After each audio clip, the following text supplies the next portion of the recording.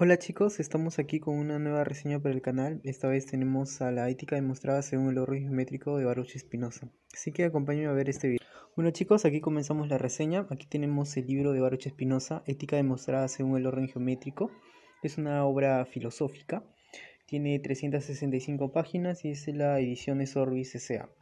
Bueno, este libro se divide en 5 partes, ¿no? Voy a hacer lo más breve posible para poder explicárselos sucintamente. La primera parte trata de Dios. Básicamente, Baruch Spinoza lo que va a tratar es demostrar la existencia de Dios, ¿no? Eh, el título es bastante enigmático porque dice ética demostrada según el orden geométrico. Y es justamente el orden geométrico, la geometría, y cómo ella está estructurada, eso es lo que va a tomar Baruch Spinoza para hacer el esquema de su obra filosófica, ¿no? Sabemos que la geometría está basada pues en axiomas, en proposiciones, en demostraciones, en lemas, en corolarios y todo lo demás, ¿no? Lo que hace Baruch Spinoza en este caso es tomar pues de la geometría euclidiana ese método para poder demostrar que existe una ética, ¿no? El autor, como he dicho en la primera parte, trata de Dios, ¿no? Él primero da muchas definiciones, da definiciones, por ejemplo, de causa de sí, de substancia, de modo, de Dios. Y el concepto más importante ahí es obviamente el de la sustancia, ¿no? La substancia es aquello que es en sí y se concibe por sí, dice Baruch Spinoza. Es aquello cuyo concepto para formarse no precisa del concepto de otra cosa, ¿no? Luego, Baruch Spinoza lo que va a hacer es presentarnos varias proposiciones. El esquema es el siguiente, él en base a axiomas va a plantear proposiciones y estas proposiciones la va a demostrar, ¿no? Entonces el esquema siempre es así, proposición, demostración, y también puede haber por ahí un corolario para que pueda, o escolios para que puedan explicar más a fondo cuál es esa proposición, ¿no? Y entonces, como se puede ver, el esquema que maneja Baruch Spinoza es un esquema lógico que no va a haber contradicción justamente por todos esos axiomas, proposiciones, que estas proposiciones se van a unir con otras proposiciones a su vez y van a sacar otras proposiciones, ¿no? Entonces, así el autor se asegura de que no haya una contradicción ahí, pues, ¿no? Eso es bastante interesante en esta novela, ¿no? Hay una proposición muy importante que deberían saber, lo que es la proposición 11, que trata sobre la existencia de Dios. Dice que Dios, o sea, una substancia que consta de distintos atributos, cada uno de los cuales expresa una esencia eterna e infinita, existe necesariamente, dice, ¿no? O sea que Dios existe necesariamente. Y Baruch Spinoza demuestra que Dios existe necesariamente. Obviamente lo demuestra con las proposiciones y axiomas que ya ha dicho anteriormente. Justamente todo eso es un sistema para que él pueda demostrar algo, ¿no? Ese es el esquema que él utiliza. Baruch Spinoza, para demostrar la existencia de Dios, también se remonta de nuevo a la proposición 7 y dice que la naturaleza de la sustancia es existir, ¿no? Y como Dios es sustancia, entonces Dios existe necesariamente. En la página 56, Baruch Spinoza nos dice que si no se puede dar razón o causa alguna que impida que Dios exista, habrá que concluir que existe pues necesariamente, ¿no? Bueno, eso es lo que utiliza Baruch Spinoza para demostrar la existencia de Dios, ¿no? En el libro van a haber más proposiciones muy interesantes, ¿no? Que Dios es cosa extensa y cosa pensante, que son cosas que son atributos de Él. Hay una parte también donde dice que todo es en Dios y que nada se puede concebir sin Él, por lo que de ahí se saca que Baruch Spinoza pues plantea una concepción de Dios panteísta, ¿no? Como todo está en Dios y nada se concibe sin Él. Cada uno de lo que existe en el mundo es una pequeña parte de Dios, ¿no? Y ahí lo acusan a él de panteísta justamente por esas proposiciones, ¿no? Más o menos en la tercera parte de ese ensayo filosófico, Baruch Spinoza va a tratar sobre todo de las pasiones humanas, ¿no? Las pasiones humanas como el amor, los celos, la frustración, la envidia, y también los parámetros y el binomio que sirve para pues analizar las demás pasiones son pues la alegría y la tristeza. Baruch Spinoza dice que hay tres principios principales. que son el deseo, ¿no? En base a esos son los que generan estas pasiones, ¿no? El amor, que quería, que el hombre se esfuerza cuando puede para conservarlo. Al contrario, Sensu dice que si alguien comienza a odiar a la cosa que ama, lo odiará con la misma intensidad con que lo ama. Y el que odia a alguien se esfuerza en el mal, y odiar es causa de tristeza. También dice que los hombres son pues por naturaleza envidiosos, proclives al odio y la envidia. En la página 227 dice que el deseo es la esencia misma del hombre.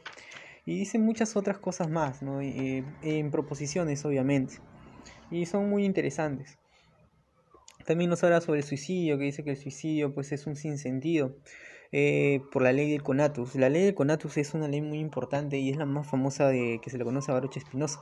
La ley del conatus lo que básicamente dice que es que cada cosa se esfuerza cuanto está en su alcance por perseverar en su ser. O sea que cada cosa conserva su ser, quiere seguir siendo siempre el mismo, pues no.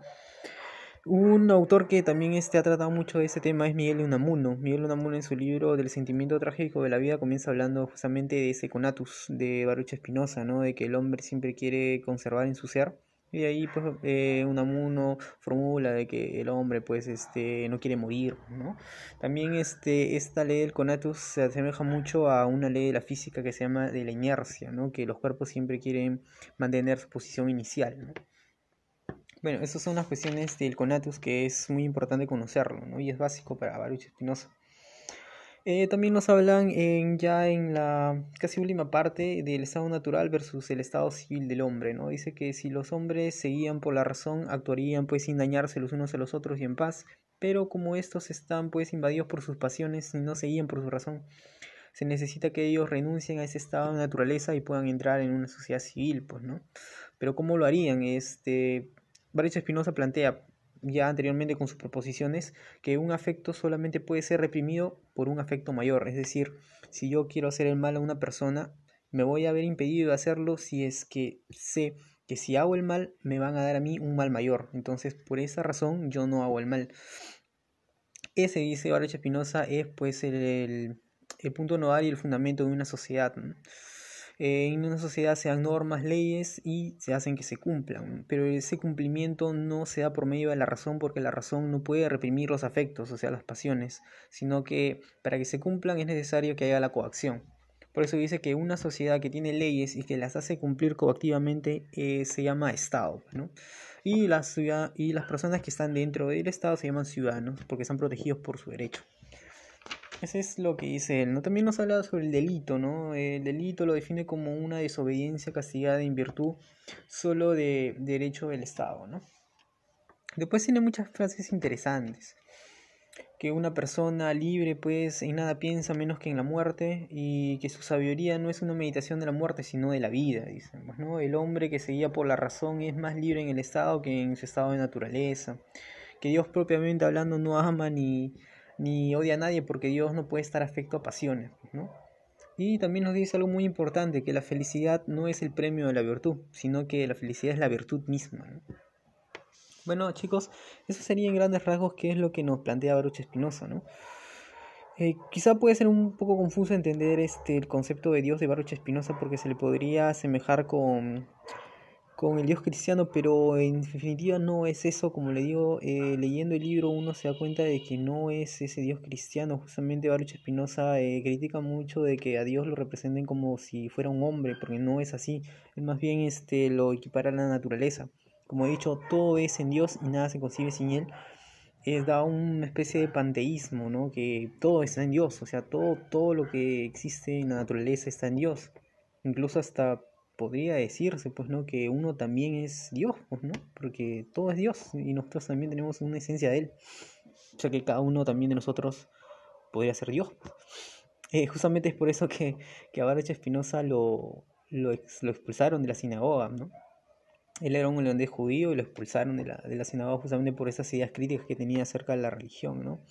Pero ahora bien, ¿qué es lo que se propuso Baruch Spinoza con este libro? Justamente es eso, ¿no? Demostrar que existe una ética y que esa ética no te va a prescribir qué es lo que tú tienes que hacer así a rajatabla, sino que solamente te muestra cuáles son esas pasiones, cuáles son esos afectos y que uno conociéndolos y sabiendo cuáles son las causas y sus efectos que pueden hacer, te puedes conducir en la vida, pues, ¿no? Esa es básicamente la parte de la ética que ha querido hacer Baruch Spinoza, ¿no? Y también nos dice algo muy importante, que solamente por medio de tu razón y del conocimiento uno puede alcanzar el conocimiento de Dios. Mientras más uno sabe, mientras más uno desarrolla su entendimiento y su razón, uno más se acerca a Dios. Y eso es lo que dice Baruch Spinoza, ¿no? Que dice que si la salvación pues se alcanzara pues sin trabajo tan arduo, entonces ¿por qué todas las personas no lo hacen o no alcanzan la salvación? Dice, pues, ¿no?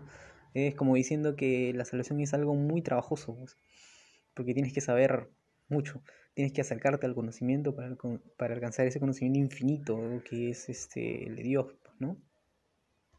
Entonces, eso es la ética de Baruch Spinoza, chicos. He querido hacerlo lo más rápido posible.